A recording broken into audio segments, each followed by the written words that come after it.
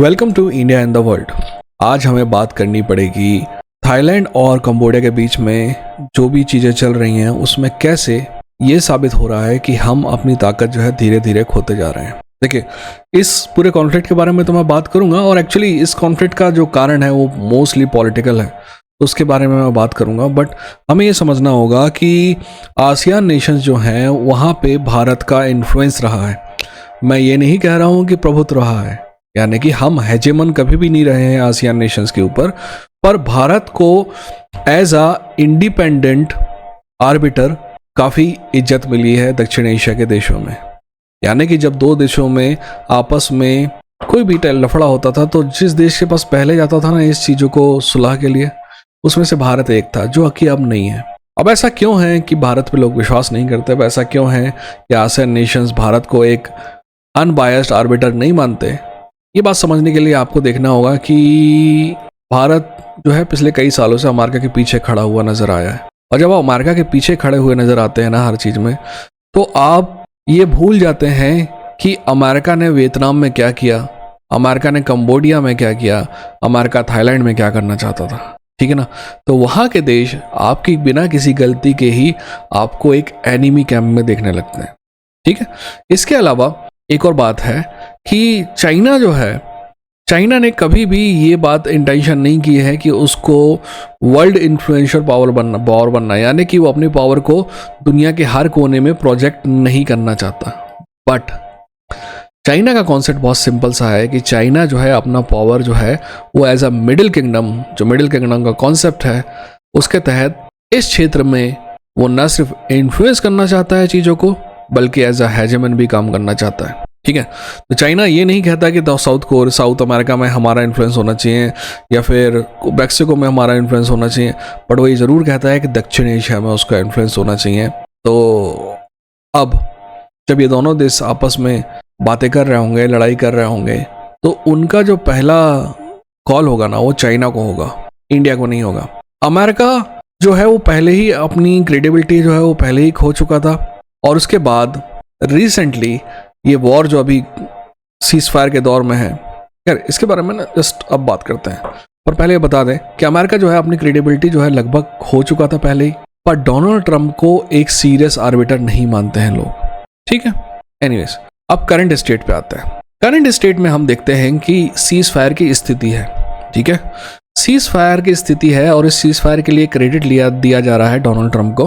और सच बात तो यह है कि कंबोडिया और थाईलैंड दोनों के लीडर जो हैं इस सीज फायर के लिए डोनाल्ड ट्रंप को क्रेडिट दे रहे हैं कि उसने कहा कि ट्रेड टॉक ये और वो, और डोनाल्ड ट्रंप ने इसी बहाने 50वीं बार हमको याद दिला दिया है कि इंडिया और पाकिस्तान के बीच की वॉर भी उसी ने रोकी। देखिए, वॉर रोकी नहीं रोकी ये मुझे नहीं पता, बट डोनाल्ड ट्रंप के ट्विटर अकाउंट से जब पहली बार मैसेज आता है आपके गवर्नमेंट के अकाउंट के पहले, तो कुछ तो शक होता है। मैं ये नहीं कहता कि उसने वॉर रोकी, बट कुछ तो होगा। एनीवेज हम अभी इस चीज़ पर लौटते हैं। तो जैसा कि मैंने पहले कहा कि अमेरिका को क्रेडिबल आर्बिटर नहीं माना जाता है इस रीजन में, पर अमेरिका अभी भी इस रीजन में सबसे ज़्यादा एक्सपोर्ट लेने वाली इकोनॉमी है। यहाँ ये जो रीजन है, चाहे वो कंबोडिया का हो, चाहे वो लाओस का हो, चाहे वो थाईलैंड का हो, मलेशिया का हो, इवन वियतनाम का हो, इन सब का सबसे बड़ा एक्सपोर्टिंग ट्रेडिंग पार्टनर जो है वो अमेरिका है। इसलिए इन लोगों की इकोनॉमी जो है काफ़ी हद तक अमेरिका के ऊपर डिपेंड करती है। तो डोनाल्ड ट्रंप का इन्फ्लुएंस तो यहाँ पे है एज अ अमेरिकन राष्ट्रपति, इसीलिए सीज फायर तो वो करा सकता है। बट क्या ये सीज फायर परमानेंट होगा या नहीं होगा, ये डिपेंड करेगा कि वो किस हद तक इस इलाके के मुद्दों को इन्फ्लुएंस कर पाता है। ठीक है, अब अगली चीज़ पे बात करते हैं। देखिए, ये जो है ये काइंड ऑफ बॉर्डर डिस्प्यूट है। पहले मैं आपको डिस्प्यूट के बारे में बात कर लेता हूँ, फिर मैं आपको समझाता हूँ कि एक्चुअली इस डिस्प्यूट के पीछे कारण क्या है। देखिए, ये डिस्प्यूट जो है एक प्रिया विहार नाम का एक मंदिर कंपाउंड है, टेम्पल कंपाउंड है, जो खमेर जो शासक थे उनके समय का है। देयर वाज अ टाइम, देखिए जितने भी साउथ एशियन देश हैं वहाँ सब जगह पे आप देखेंगे कि हिंदुओं का इन्फ्लुएंस रहा है।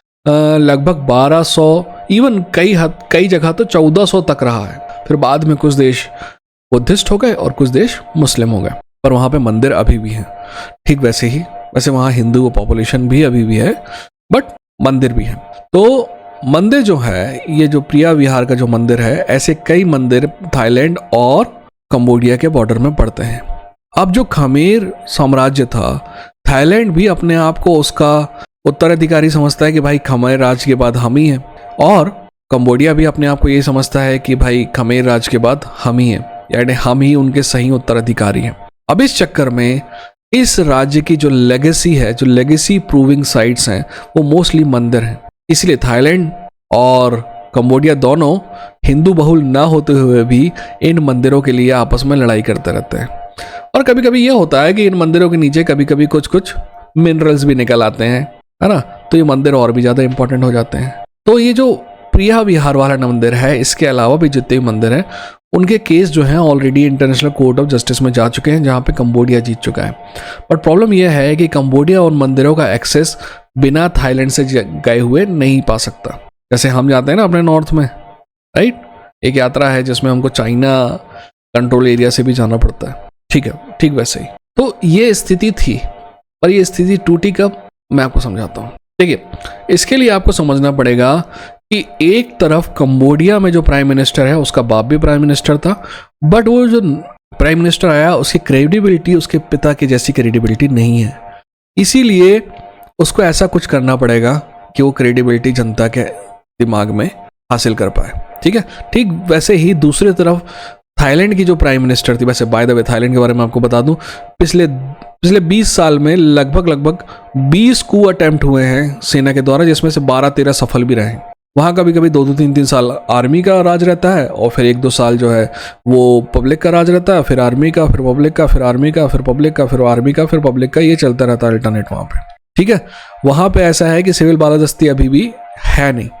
तो वहाँ पे इस बार जनता की चुनी हुई एक लीडर थी, एक महिला, और उसका राज्य भी पूरी तरह इस्टेब्लिश नहीं था, राइट, क्योंकि वो अपने इन्फेंसी में थी, वो अपना जो शासन है वो शुरू ही कर रही थी, इसलिए वो भी इस्टेब्लिश नहीं थी अपने उसमें। दूसरी तरफ कंबोडिया का जो शासक है वो भी इस्टेब्लिश नहीं था। अब इनिशिएट किसने किया?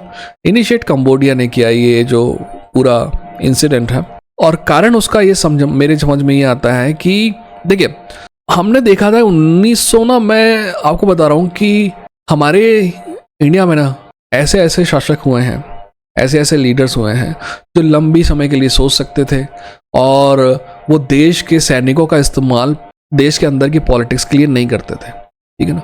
अब मैं ऐसा नहीं कह सकता, ठीक है।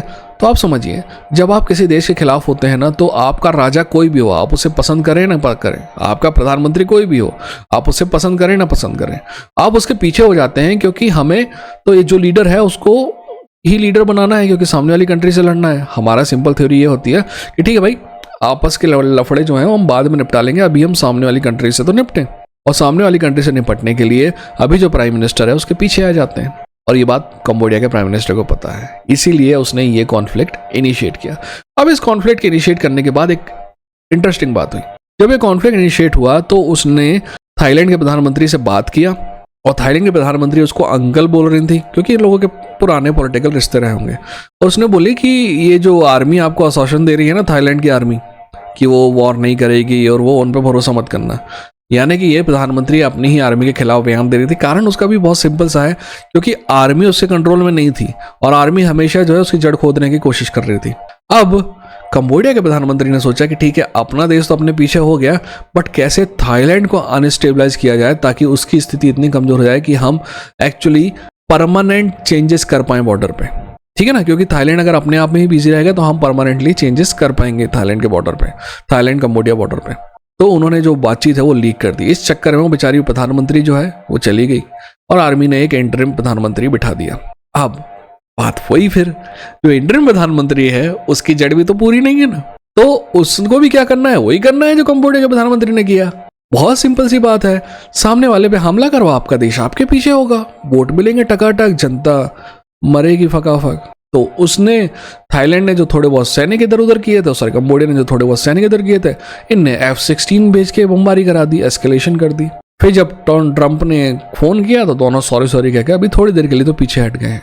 बट ये कॉन्फ्लिक्ट खत्म हुआ है कि नहीं हुआ है, ये इस बात पे डिपेंड करेगा कि थाईलैंड की पॉलिटिक्स किस करवट पलटती है। क्योंकि कंबोडिया के प्रधानमंत्री के बारे में जो भी कहा जाए, उसका कम से कम जो राज है वो स्टेबल है अभी, है ना।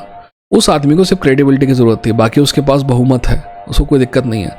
वहीं थाईलैंड को जो है वो अपना जो नया इंटरिम प्रधानमंत्री है या फिर जो पुरानी प्रधानमंत्री जो केस लड़ रही है अभी वापस आने के लिए, इन सब के बीच में जो है ना घमासान जो मचा हुआ है, इसका अंत होना बाकी है। अब एक बात जो मोटी मोटी है वो आपको ये समझनी पड़ेगी कि क्या थाईलैंड और कंबोडिया के बीच में वॉर होती है तो कंबोडिया के पास कोई चांस है?